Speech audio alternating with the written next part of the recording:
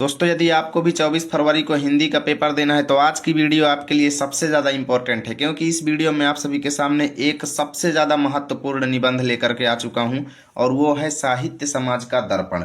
जी हाँ दोस्तों, आप प्रीवियस ईयर पेपर्स को देखेंगे तो शायद पाएंगे कि ये निबंध बहुत ज़्यादा बार पूछा गया है और आज की इस वीडियो में हम इस टॉपिक पर निबंध अच्छे तरीके से समझने वाले हैं। बहुत ही बेहतरीन तरीके से ये निबंध लिखा गया है, बहुत ही सरल शब्दों में लिखा गया है, यानी कि इसको सरल से सरल बनाने की मैंने पूरी कोशिश किया है कि आपको पूरी चीज़ें समझ में आ जाएं। ठीक है, तो चलिए आज की इस वीडियो की शुरुआत करते हैं और इस निबंध को अच्छे से समझ लेते हैं। अब निबंध पढ़ रहे हैं तो भाई सबसे पहले हमें ये पता होना चाहिए कि साहित्य समाज का दर्पण का मतलब क्या होता है। वास्तव में मतलब देखा जाए दोस्तों तो साहित्य का मतलब ये है कि हमारे कवि लोग, साहित्यकार लोग, लेखक लोग जो अपनी रचनाओं में लिखते हैं वो हमारे समाज का दर्पण है, अर्थात वही चीज़ हमारे समाज में भी उतरती है। यानी जिस तरीके से कवि लोग, लेखक लोग प्रकाशित करेंगे अपनी रचनाओं में, वही चीज़ें हमारे समाज में भी उतरती चली जाएंगी। अगर अच्छे गुण प्रकाशित किए जाएंगे तो हमारे समाज में भी अच्छे गुणों का विस्तार होगा, अगर बुरे गुण प्रकाशित किए जाएंगे तो हमारा समाज जो है वो भी बुरा होता चला जाएगा। यानी कहने का मतलब ये है भाई कि वास्तव में साहित्य मतलब जिन चीज़ों में, जैसे कोई भी चीज़, जैसे आजकल गाने वगैरह भी बनते हैं, अगर उनमें अच्छी चीज़ें प्रकाशित की जाएंगी तो हमारे समाज में अच्छी चीज़ें आएंगी। तो यही चीज़ है दोस्तों कि साहित्य जो है वो हमारे समाज का दर्पण है, यानी साहित्य में जो चीज़ें होती हैं वही हमारा समाज भी देखता है। तो इस पर हम निबंध अच्छे से आज समझेंगे। ठीक है, आपको रूपरेखा हेडिंग बनाना है और पहला बनाना है हेडिंग प्रस्तावना, दूसरी हेडिंग साहित्य और समाज का संबंध क्या है, तीसरी हेडिंग साहित्य पर समाज का प्रभाव क्या होता है कि भाई साहित्य जो है उस पर समाज क्या प्रभाव डालता है, और चौथा नंबर कि समाज पर साहित्य का क्या प्रभाव होता है, इसको समझेंगे। फिर पांचवा नंबर उपसंहार, यहाँ पर हम अपने विचार व्यक्त करेंगे। ठीक है, अब प्रस्तावना हेडिंग डाल लेंगे दोस्तों और लिखेंगे कि साहित्य वह है जिसमें हित की भावना निहित है, अर्थात साहित्य वह चीज होती है जिसमें सभी लोगों के हित के विचार, हित की भावनाएं भरी होती हैं। ठीक है, साहित्य मानव के सामाजिक संबंधों को मजबूत बनाता है क्योंकि साहित्य में संपूर्ण मानव जाति का हित निहित रहता है।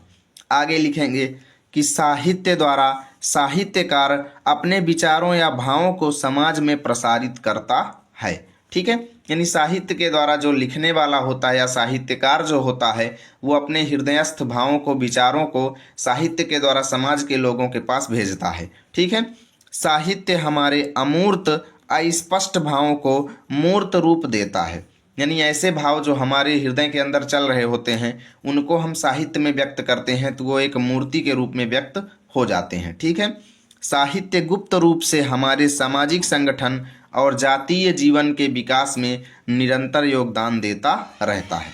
इस तरीके से आपको इस हेडिंग में इतना लिखना पड़ेगा दोस्तों। उसके बाद आपको दूसरी हेडिंग बनाना है साहित्य और समाज का संबंध, और लिखेंगे कि साहित्य और समाज के बीच एक गहरा रिलेशन है। क्या है दोस्तों? एक गहरा संबंध है। साहित्य समाज का प्रतिबिंब होता है, दर्पण होता है। अब ये कैसे होता है इसको हम अगले पेज में समझेंगे। अब यहाँ पर लिखेंगे कि साहित्य का हमारे समाज पर बहुत प्रभाव पड़ता है भाई। समाज को मनोरंजित करने से लेकर अन्य बड़ी से बड़ी समस्याएं साहित्य को पढ़ने एवं समझने से दूर हो जाती हैं। जी हाँ दोस्तों, आगे लिखेंगे साथ ही समाज में उत्पन्न नए नए कलाकार अपनी लेखन शैली का प्रकाश साहित्य के द्वारा ही प्रकाशित करते हैं। जैसे कोई नया लेखक उत्पन्न हुआ या नए कलाकार हुए, वो अपने अंदर की कला जो है साहित्य के द्वारा ही लोगों के पास प्रकाशित करते हैं। ठीक है, अर्थात साहित्यों में वे अपनी जानकारियों एवं अनुभवों को लोगों के साथ साझा करते हैं। जो नए नए कलाकार होते हैं या फिर जो साहित्यकार लोग होते हैं वो अपने अनुभव को, एक्सपीरियंस को और अपने अंदर की जानकारियों को साहित्य के द्वारा ही लोगों के साथ प्रसारित करते हैं। ठीक है, इस प्रकार साहित्य और समाज परस्पर मिले हुए होते हैं। अब आपको यहाँ पर तीसरी हेडिंग बनाना है कि साहित्य पर समाज का क्या प्रभाव होता है, और इस पर लिखेंगे कि साहित्य और समाज का ठीक वही संबंध है जो आत्मा एवं शरीर का होता है। जी हाँ दोस्तों, कि साहित्य पर समाज का क्या प्रभाव पड़ता है, जैसे जो शरीर और आत्मा का संबंध होता है वही आत्मा, साहित्य और समाज के बीच वही संबंध होता है। ठीक है, साहित्य के निर्माण में समाज का प्रमुख हाथ होता है दोस्तों। साहित्य के बिना समाज का भी कोई अस्तित्व नहीं है और समाज में होने वाले परिवर्तनों का साहित्य पर भी प्रभाव पड़ता है।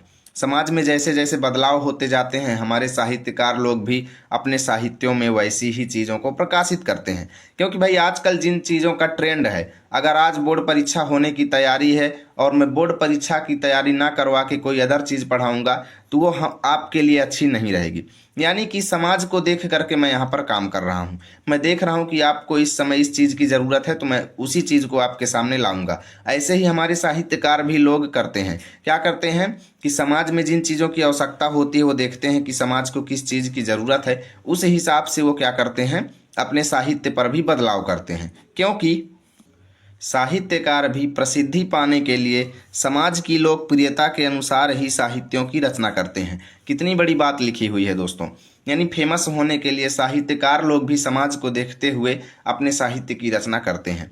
यदि कोई साहित्य सामाजिक परिवर्तनों से अछूता रह गया है तो निश्चय ही वह निष्प्राण है। यानी कोई ऐसी रचना लिखी गई है जो समाज के हिसाब से नहीं लिखी गई है तो उसमें कोई भी जीवन नहीं है, वो एकदम निष्प्राण है, नीरस है, किसी काम की नहीं है। ठीक है। समाज के बदलावों के साथ साहित्य में भी परिवर्तन होना उन्नति की ओर अग्रसर होना कहलाता है। जी हाँ दोस्तों, समाज को देखते हुए अपने साहित्यों और रचनाओं में भी परिवर्तन करना, ये एक उन्नति की ओर जाना कहलाता है। अब आपको चौथी हेडिंग बनाना है कि समाज पर साहित्य का क्या प्रभाव पड़ता है।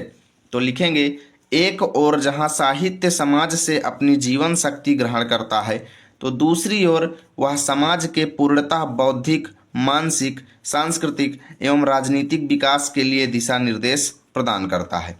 ठीक है। साहित्य की छाया में समाज अपनी क्लांति और निराशा को दूर कर नवजीवन प्राप्त करता है।